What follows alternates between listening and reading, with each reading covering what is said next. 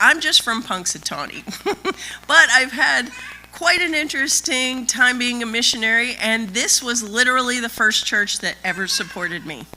And when I started raising support in 1995, in the 1900s, I got up here and was so nervous. My voice was shaking and I cried, and I was talking about, sharing the gospel, and they must have thought I was incredibly passionate about it, but I was nervous. I am incredibly passionate about sharing the gospel, but I'm a little better now, but I am so happy to be back at this church. And when I pulled in the parking lot this morning, I was afraid I was late because there were so many cars. And I walked in, and there are people everywhere, and they're talking, and they're fellowshipping, and I'm like, this is a beautiful church. You should love this church and your family because it's awesome. Then, when I heard you guys were working on shoeboxes, I love the shoeboxes. When I worked for the humanitarian aid ministry I worked at before I joined forces with CRU military, I got to personally hand out shoeboxes in Russia, Belarus, Ukraine, and Tajikistan. And to hand those kids that box was the biggest gift that half of them had ever received in their whole lives. But when they'd open that box, you know what they dove in for first? The letter and the photo. They want to know who loves me and why. And so that is so awesome. So thank you for doing that. And hopefully I'll get to hand out some more in Mongolia. I'll tell you guys about that at Sunday school. But that's not what I'm here to talk about. I am now serving with CRU Military. It's a division of Campus Crusade for Christ. And like all missionaries, we have to have a people group, okay? And when you are a missionary and you go to a people group, you have to learn their language, their government, you have to learn their culture. Who in here was in the military? I would love to see your hands. Okay, you understand that the military has its own language, its own culture, and its own government. Now, I've been working very hard to learn your language, your government, your culture, because to communicate the gospel in that setting, you have to know them. You have to be accepted. And when you see the beauty of that culture and you start working in it, oh my gosh, it is so exciting. So over the past 2.5 years, I've been learning my people group and learning how to communicate the gospel in a way that works with that community. But in those years, I have totally seen how a faithful follower of Jesus inside the military is just incredible. The power they can have to influence what's happening in our world. Let me explain, okay? You'll see these books on the back table. We have little booklets for each one of the divisions of the military and the Coast Guard. We even have Space Force, just finished that. And we have to start by talking to them where they are. So the first pages really talk about, in this case, Marine Corps. Any Marine Corps? Okay. Well, the Marine Corps core values, we remind them what they signed up. Their core values are honor, courage, and commitment. So we want to let them know we recognize your core values. Next, the Marines are taught how to have total fitness. Here's where it gets interesting. They need to have physical fitness, we know that. Social fitness, that's working together with their unit. Mental fitness, we know that. But they've added another one, spiritual fitness. That's where we come in. And the government recognizes they need to be spiritually fit. So when we go in and start talking to, especially these young Marines, some of them are only 18 to 20 years old. We recognize that they've signed up for core commitments, but we want to share something more with them. We want to share spiritual fitness, which is living by the core values of Jesus Christ.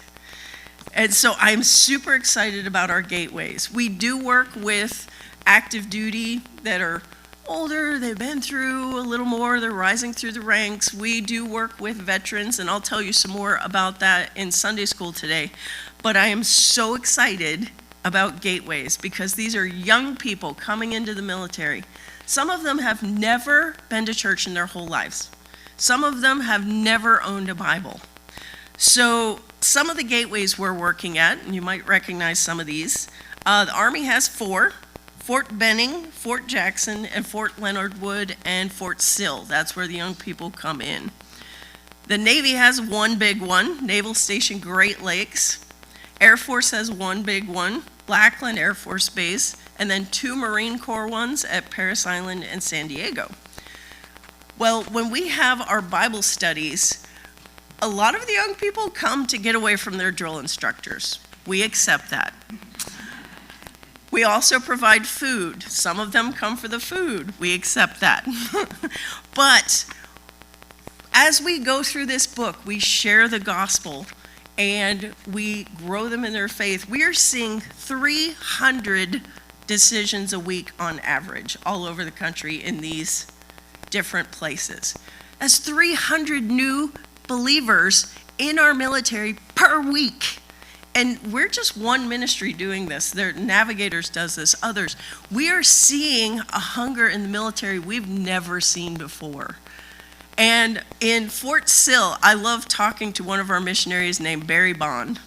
Barry works there with the chaplains, and they called him one day and said, Barry, on Sunday, we're going to have so many baptisms, we need your help. So he goes in to help baptize these young guys and gals. They had to buy 2 extra baptismals, the portable kind, because there were so many people that wanted to be baptized after they had learned about Christ.